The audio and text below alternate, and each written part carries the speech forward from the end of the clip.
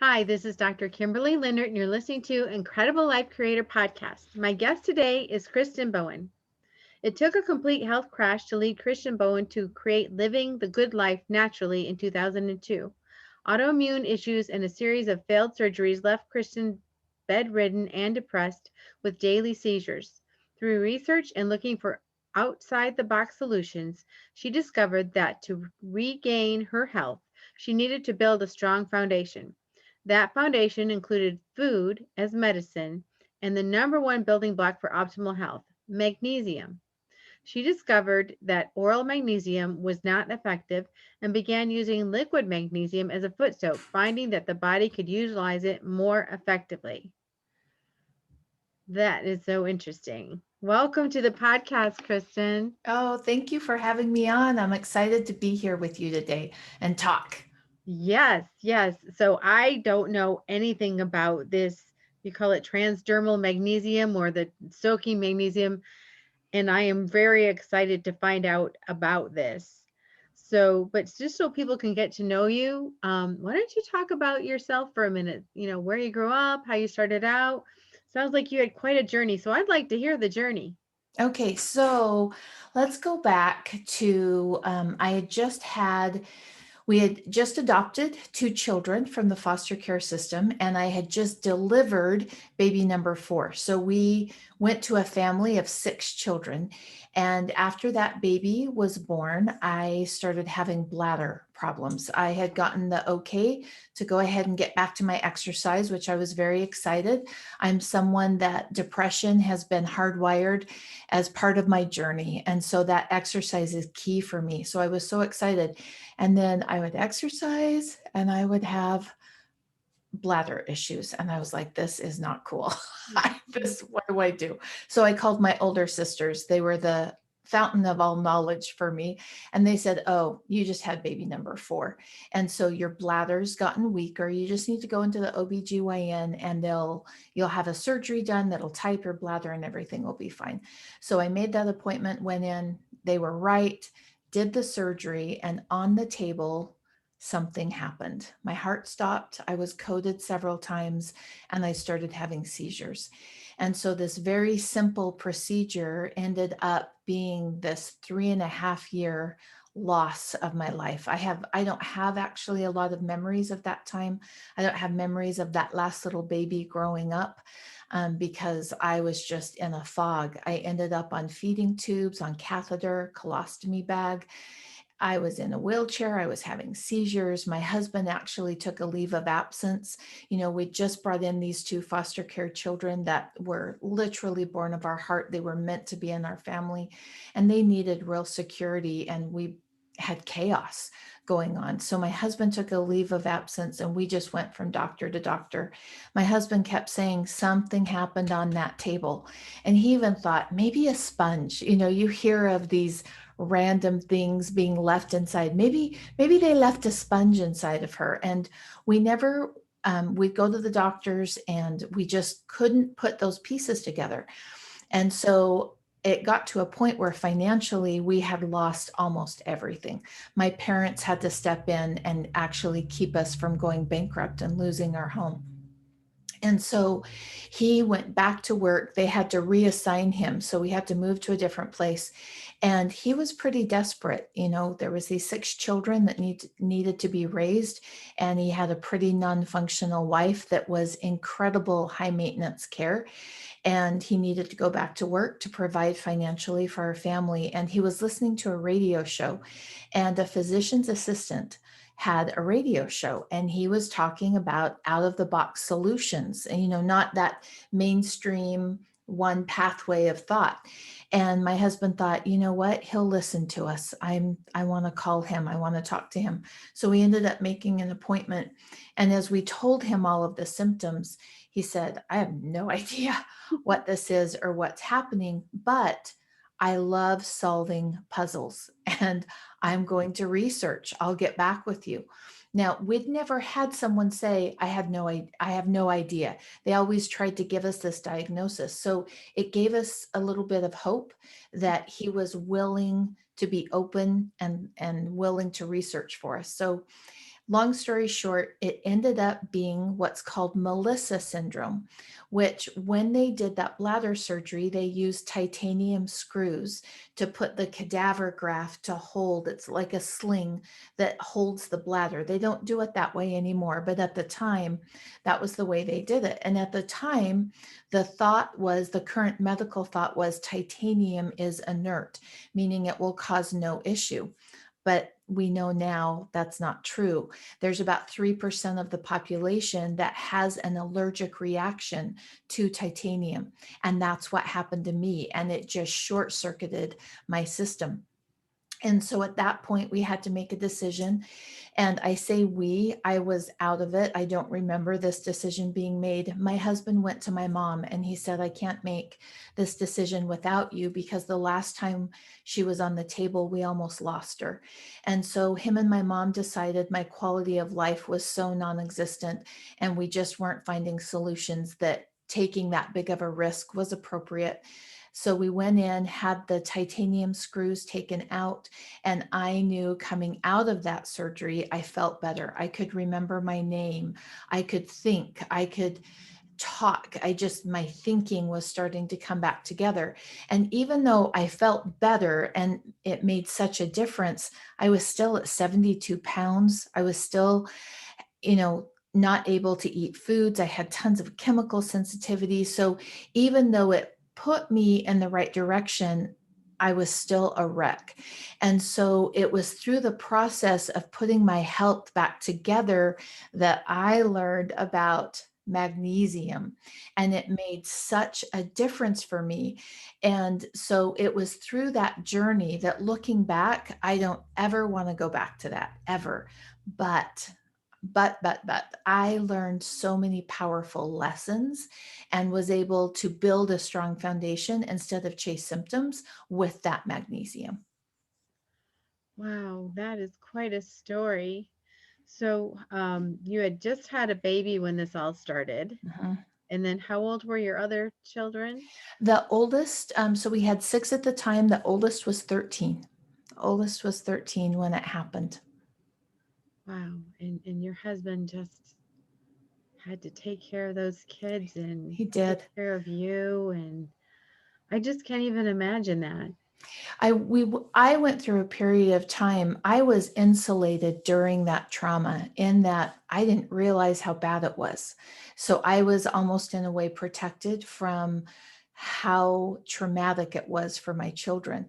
And so when I got better, it was actually in some ways harder for me, because it was such a realizing and recognizing, my goodness, my children, you can see the trauma on their faces. And I hit a really low point. I became very suicidal. What I'd done to my family financially, what I'd done to them mentally, emotionally. And my husband said to me one night, he said, I want you reaching out to all of your kids. And at that point, many of them were adult, married, out of our home. And I reached out to each one of them and I said, I am really struggling with what I did to our family. I want you to tell me your experience. Tell me, was there anything that you learned from that? Is there anything I need to take responsibility for? I want good communication about this so we can move forward as a family and really heal. And it was so interesting. All of them, every single one of them commented that their greatest gift was discovered during that hard time. So, for example, my oldest son is a financial investor and it is his passion. And he said, Mom, I found my passion and love for finances because it was something I could help Dad do. I could Mm. step up and say, Dad, this bill needs to be paid. And he is so good at what he does, and he makes such a difference for families. And he found that during that hard time. And a daughter, she said, Mom, my love of cooking and my ability to create amazing food came from the fact that sometimes the cupboards would have hardly anything in it. And I had to learn how to make something that tasted good and I saw the comfort that it brought to my siblings. And so the crash was horrible. I don't want to live through it again. At the same time, we found our gold. Mm. That crash, we found our passions and we were able to become better people because of that crash. Yeah. And then as you were coming back and feeling, better, you know, physically and I'm sure emotionally in all the ways, it's almost like you weren't there for a little while as far as being a married couple. So when you actually started feeling better and coming back, was it like starting over again, or was it like teenager stuff, or how Oh, did that happen? How did that look? I love this question. And I got a little bit of the giggles. Nobody has ever asked me this before. And in my marriage, it was a huge transition because he'd taken everything over. He had to. I was non-functional. He'd taken everything over. And then all of a sudden, I wanted to take it back. And excuse me, I'm doing it my way. And then he was like, no, that, I'm doing this. I do this. For example, grocery shopping. I'm a little random when I grocery shop and I'm like, boom, boom, boom, boom, boom. Oh, look at this over here. Look at that over here. And he's very linear. You go down this aisle, it's alphabetical, you grab what you need. And so we did have a real transition period.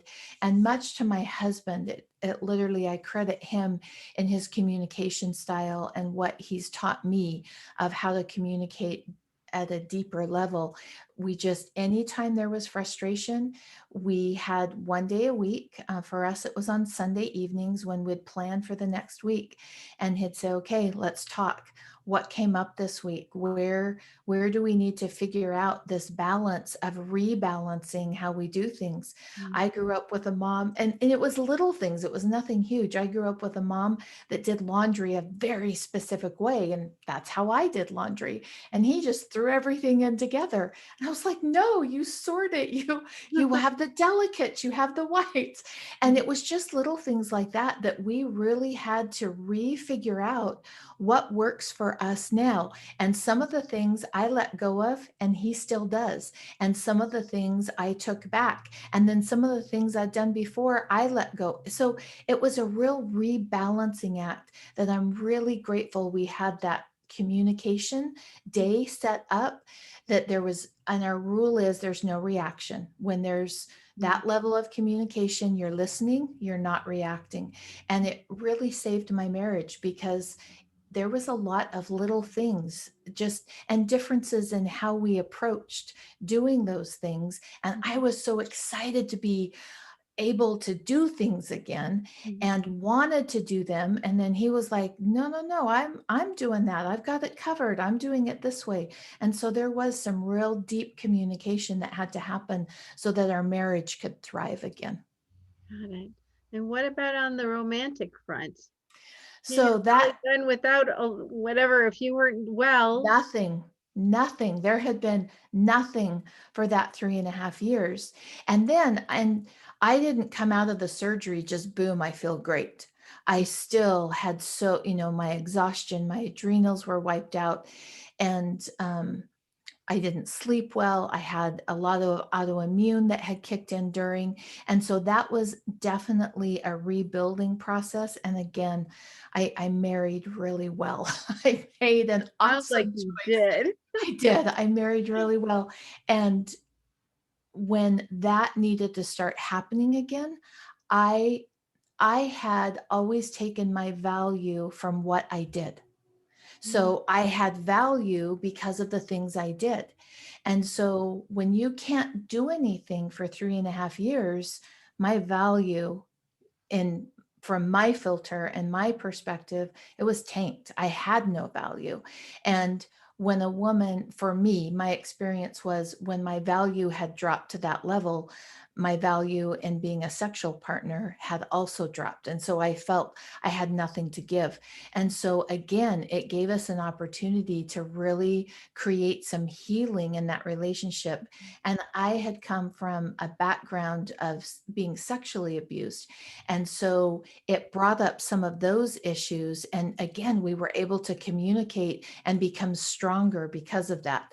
But it was a longer process than what I thought. But I have been interviewed by so many different people. I've never been asked that question. And I love the fact that you had the insight to think, wow, that was probably a transition because it was huge. Yeah, it had to be. I just can't even, like I said, I couldn't even imagine the whole thing that happened with you.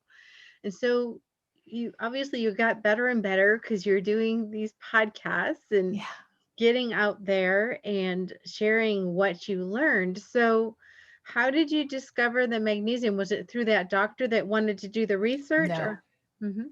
No, we were grateful to him that he did that research and learned about Melissa syndrome and was willing to take the titanium out. But that's after that happened, he wasn't focused on helping me thrive. He just helped me to get out of that crisis.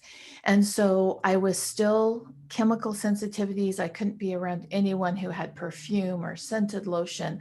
I couldn't put gas in the car. The smell would just wipe me out. And I was still really struggling with food, that I'd have so many reactions to food. And I was like at 74 pounds and I'm 5'7". And that is not a healthy weight for someone who's 5'7". Mhm. And so I needed to put the calories on. And I was really struggling with digestive issues. And I had a really good friend who brought magnesium over. And she said, Kristen, I want you to soak in this magnesium. And well, she said, I've got some magnesium for you. And I said, oh, no, no, no, no, no. It makes me so sick. My Mhm. stomach and my gut were so ripped up. I couldn't take oral magnesium. Mhm. And she said, no, no, no, you don't take it in a pill. You soak in it. And I'm like, you what? What do you mean you soak in it? She goes, think about it. We have hormone patches we put on our skin. When people want to stop smoking, they put a cessation patch on their skin. She Mhm. said, you can take this mineral up through your skin and you won't get those negative side effects that oral magnesium gives you. And it helps get you to cell saturation. And I was like, what is that? I had never even heard of that because I knew magnesium was important, but I was like, take the magnesium pill. Okay, I took my magnesium for the day. Mhm. And I'm so grateful to her because she really educated me on, your magnesium needs are different than my magnesium needs because magnesium being that master mineral, how you burn it is different than how I burn it. Stress levels, sugar intake, sleep habits, alcohol, medications, foods, all determine how much magnesium we burn through. And so it was game changer for me the very first time I soaked. It was like, what is this feeling in my body? And I want more of it. Mhm. Well, tell me more about that. What did you feel? Did you just feel energetic or? So, the very first time for me, and please realize whenever anyone soaks, their experience is very individual to their journey. Magnesium shines the light on what your body needs. Magnesium is the chill pill mineral. It relaxes you, restores adrenal health, and it also energizes. And so some people get very relaxed when they take magnesium. Some people get very energized when they take magnesium, and some people, magnesium actually trashes them if they don't have enough potassium in their body. For me, that very first time, it was deep relaxation. Mm. It felt like somebody was giving me an internal massage to my whole body and just restoring. And I love watching people soak for the first time because some people experience that. Some people don't experience anything the first time they soak because they've got to soak a couple times and get their levels up before they start to experience the benefit. And so literally how much potassium you have, how much boron you have in your body, how functional your thyroid is, all of that plays a role in how you experience magnesium, a magnesium soak the first time. Got it. And does the length of time make a difference? It does. So living the good life naturally, my company was literally kind of created itself. I never intended to start a business. People started coming to me and asking, because obviously I'd gone from this person that was in a wheelchair with her head being held up to feeling better and starting to do things and be more active. And as people started coming to me and I'd share the magnesium with them, they had questions. And I really, part of my value system, I did not, because I'd been there. My family had lost so much financially, emotionally, mentally, time wise. And I didn't want to just, oh, soak about this long. I wanted data. I wanted to know exactly how long does someone need to soak. And so we started doing some research and we used thermal imaging. And with thermal imaging, because the lymph is what uptakes that magnesium in your body. And so we use thermal imaging and you can watch the magnesium go up through the body when you do it, when someone's soaking. And so as what we found through testing is 20 minutes minimum. And I tell my kids and my clients, if you don't have 20 minutes, you're really wasting the magnesium, because you need 20 minutes for your body and your lymph system to start pumping that up. And in 45 minutes after you test that water, you've utilized about 98% of the magnesium. So in the first 20 minutes, you've utilized about 80%. And then at 45 minutes, you've utilized about 98%.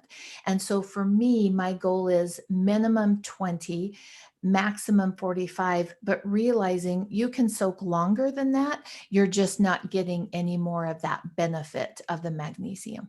Okay, well that answers my question because you sent me that wonderful care package with the magnesium, and I on Sunday me and my boyfriend climbed the mountain, and I'm telling you, Monday I was sore, so I said, okay, I'm gonna get the magnesium that she sent me, and I put some Epsom salt, and I put it in the bath, and I put on a movie. And so I I was love like in it. there for like almost 2 hours. You know, however long a movie is, an hour and a half.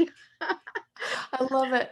I'm like, I'm in this. I'm thinking, I hope it's not supposed to. If it's if you go too long, if No. it's a problem. So No, but let's talk about the Epsom salts and the magnesium that you soaked in, because I think it's really important for people to understand. My goal with magnesium is cell saturation. And that's where every one of my red blood cells is surrounded by the magnesium that my body needs. So Epsom salts, people will say, well, I use Epsom salts. Why do I need to soak? If you're wanting optimal health, optimal hormone function, thyroid balance, digestion, brain function, pancreas, heart, all of those things that magnesium is so crucial for, then we want cell saturation. We know how beneficial Epsom salts are. They are fabulous for sore muscles, but there's not enough magnesium to get you to cell saturation. mm, And so that's why I throw, like you did after your mountain hike, I throw Epsom salts into the bathtub with the magnesium chloride, because the magnesium chloride does not have sulfates. mhm. Sulfates are powerful for your liver. The Epsom salts do. So the magnesium chloride can get you to cell saturation, and the Epsom salts are a boost of sulfates while you're soaking in that beautiful magnesium. Okay, yeah, and I'm telling you, I went right to sleep after that. Oh, good, good. It was great. So, what kind of things would people use the magnesium for? Is there certain like illnesses or things, or just like lack of energy? What kind of things? Why would you soak in that? So, first off, we need to look at the latest studies, and they're showing that 95% of America is deficient in magnesium. So, 95% of us are walking around not just a little off in our magnesium, but deficient in magnesium. And magnesium is a spark plug. So, you can have all the hormones that you need, But if you don't have magnesium, those hormones aren't communicating with each other to function at peak ability. And so, one of the things I like to do before 2020, when I used to travel around and teach magnesium classes, is I'd say, okay, raise your hand and share with me something, some illness or disease that you're focused on. And people would throw things out. Every single disease, as you trace it back to where it started with a magnesium deficiency. And Yes. so starting at where the problem started makes it that you're not chasing symptoms. For so many years, I'd work on my hormones for a while because I was having some hormone issues. And then I'd give that up. Okay, now I'm going to focus on my thyroid and I'd do things for my thyroid. And it just makes such sense to me not to chase those symptoms, but start where the problem started and build that strong foundation and then determine what symptoms you have after you've built that strong foundation. And so magnesium is like the spark plug in your body, and it just starts all those different processes. ATP energy, autoimmune is a deficiency in magnesium because the cell gets dirty and can't clean it out. Migraines are a magnesium deficiency. Digestion issue, peristaltic action, that started with a magnesium deficiency. Low vitamin D. You cannot get low vitamin D unless your magnesium tanked first. And so it goes back to the root of all of those problems. And let's fix where the problem started and build those magnesium levels up. Now, it seems like when God created us, He would make us so that, we would have the things we need in food or whatever. So, why is it that everyone's deficient and we're not getting it in our food or from something, something that So we naturally intake? right. Our This is one that I think is so important in that plan A, we should not have to be supplementing with magnesium. Our grandparents did not have to supplement with magnesium because they could go to the grocery store and buy a red bell pepper and it did not even have to be organic. And they could eat that red bell pepper and get loads of magnesium. Now we go to the grocery store, buy an organic red bell pepper. There's not even trace amounts of magnesium. Our food, because of the way the commercialized, over industrialized, over synthetically fertilized food, it's dropping the nutrition levels. And so I think it's so important as we create optimal health that we remember two things. And one is grandma wisdom: Mhm. eat your vegetables, drink water, get to bed on time, do something good every day, just those basics that all of us know. And we have to stay current with what's happening in our society. And currently in our society, many of us are eating too much sugar, too many processed foods. And when you do those two things, you take a body that's already low in magnesium, and the increase of sugar and the increase of processed foods takes you even lower. And then you have a pregnant mama who is low in magnesium and she goes into labor, which decreases her magnesium level, and she gives birth to a baby that doesn't have enough magnesium. And then that baby gets acid reflux because acid reflux, the first thing that goes off is magnesium. That sphincter from the esophagus to the stomach is dictated by magnesium, how it opens and closes. And so then it's just like this perpetual decrease of magnesium. And so we need to look at lifestyle, we need to look at mindset, we need to look at food choices. And until all of those are put back into place like they need to be, we need to go to plan B for magnesium and make sure that we're supplementing with it and staying current. And hopefully in a few years, we will have resupplied the magnesium in our soils as people start waking up to the problems with farming and what's happening as we go to these great big farms, and we'll start having choices of better quality foods. But until then, we have to step in and supplement with magnesium if we want optimal health, optimal thyroid function, and optimal energy. Got it. So that, well, as you're talking, that brought up a question. So Should we be soaking babies in magnesium? So when my little grandbabies started being born, we have seven grandchildren, and that first one was born, and I saw some signs of magnesium deficiency. And that was my question, like, oh my goodness, the acid mantle of that baby's skin is so fresh and new. It's not appropriate to put that new baby in magnesium. What do I do? Except my grandma heart was like, I have to step in and make this better Mhm. because this grandbaby needs magnesium. And so that's when we created the magnesium lotion. And it's a very gentle baby, infant, newborn, appropriate way to get more magnesium when their acid mantle is so fresh and new and fragile. That acid mantle is part of their immune system.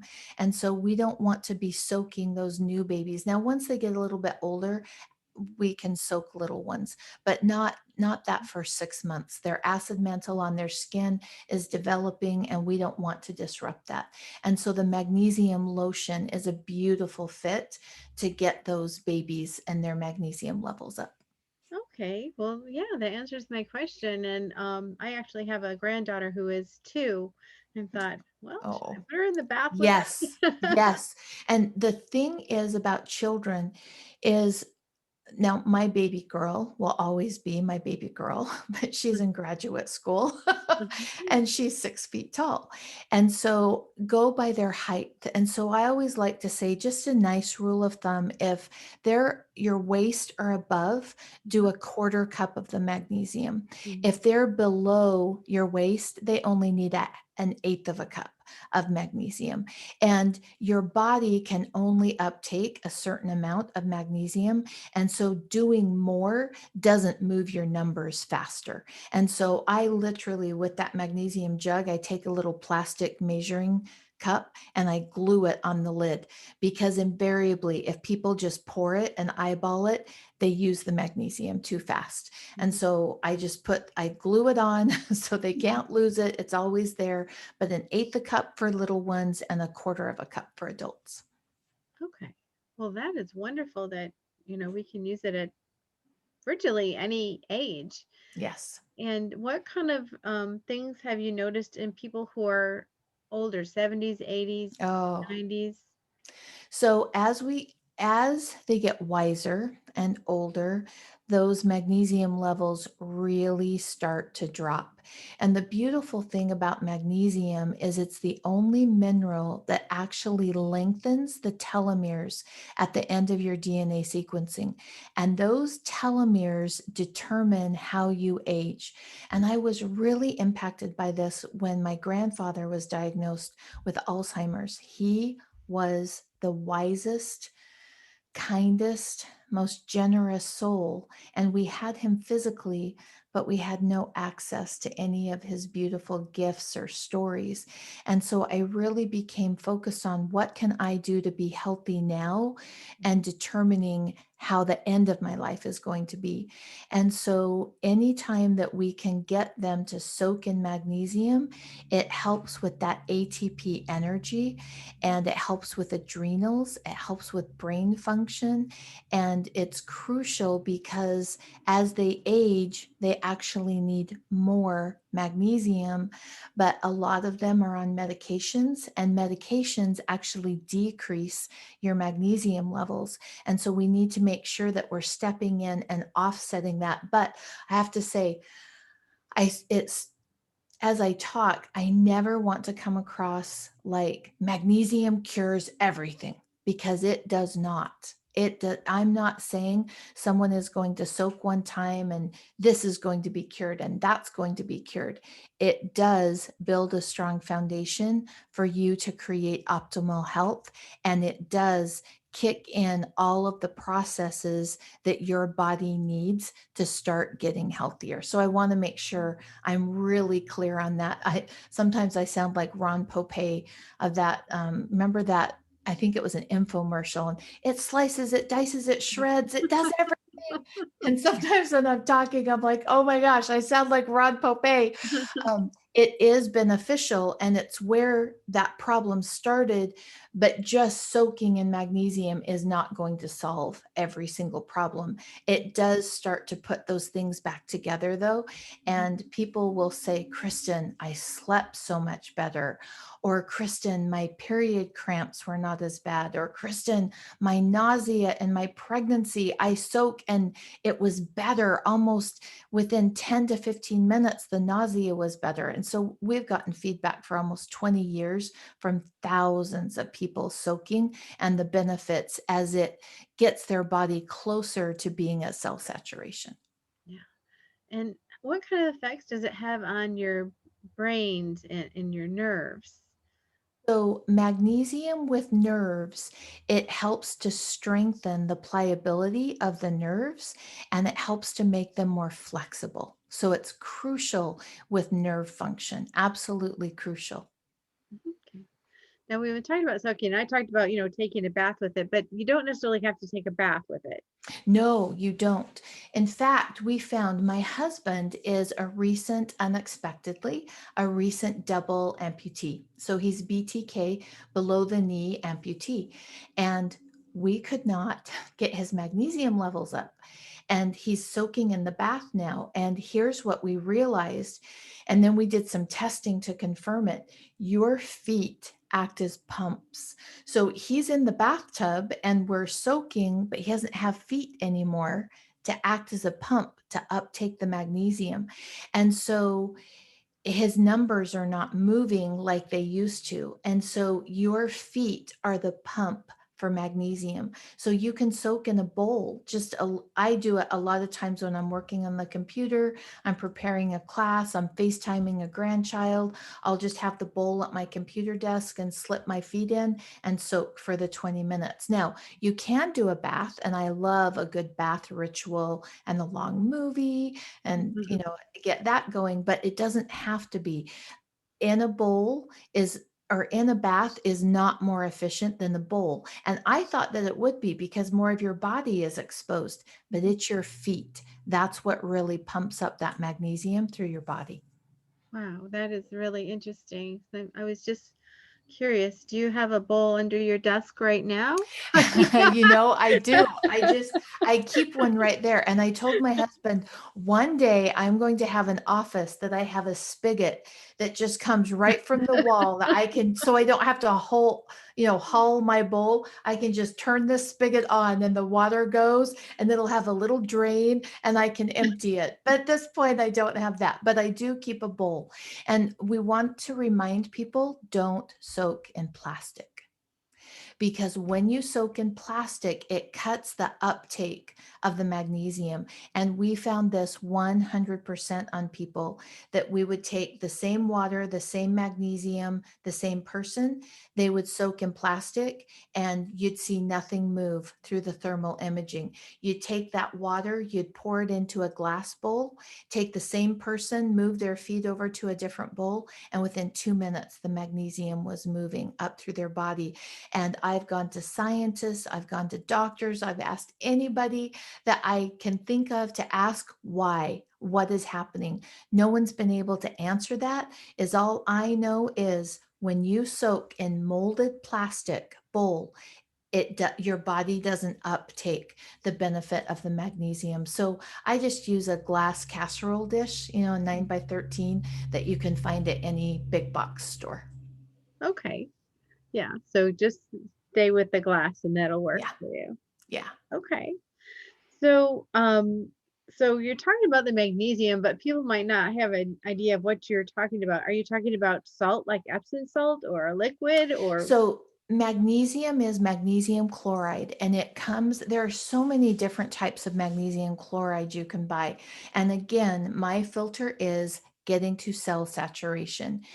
Your body needs magnesium so drastically that it will pull from your pancreas, from your bones, from your brain, from your heart to keep your blood at 1%. Because if you're not, you're dying. That's how important magnesium is.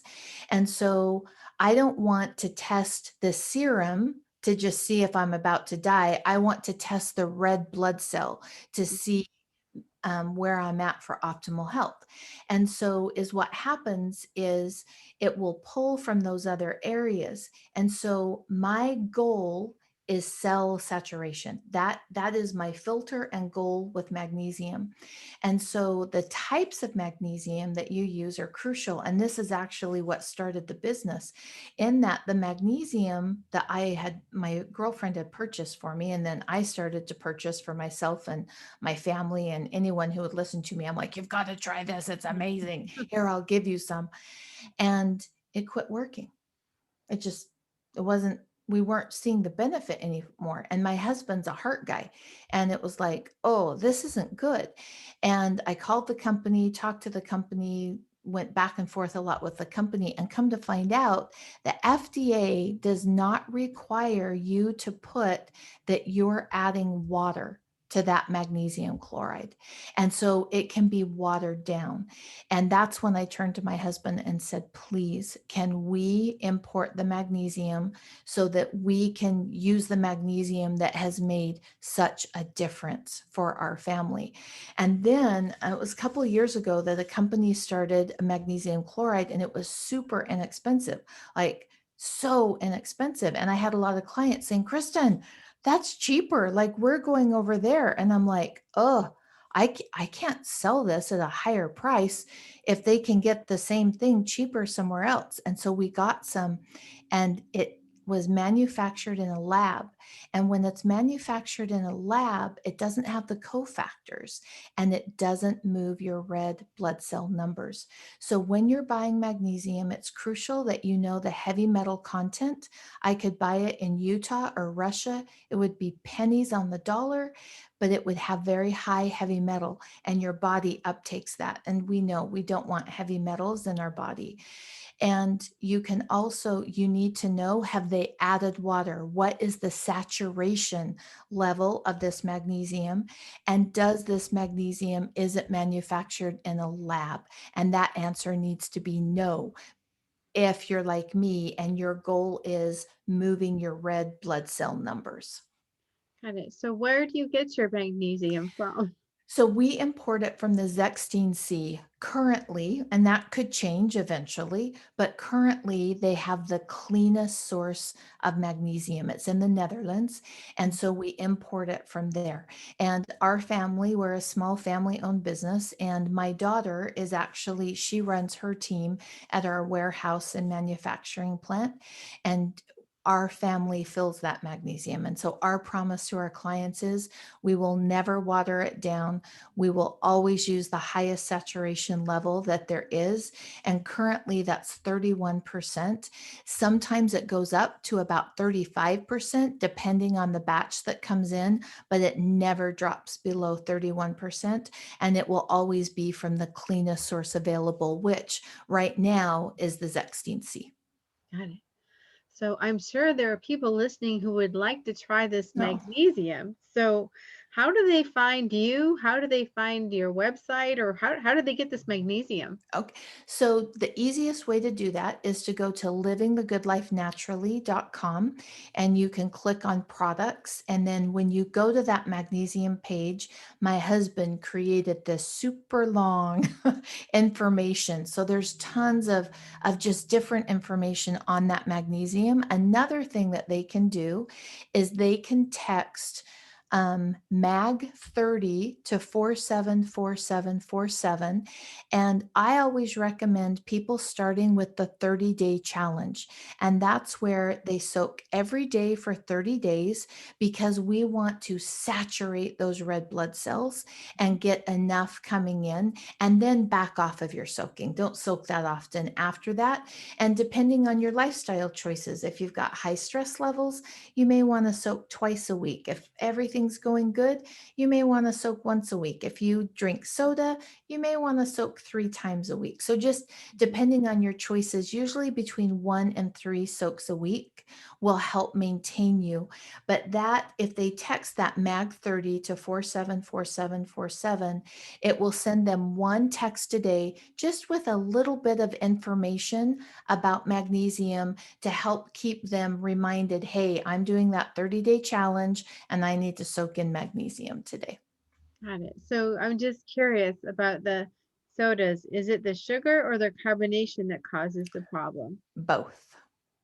Sugar more than the carbonation, but the carbonation also, and it strips those magnesium levels. And so if you are a soda drinker, which I was a Diet Coca-holic for way too many years, but if you are a soda drinker, we need to take that into account as you discover your personal magnesium burn rate.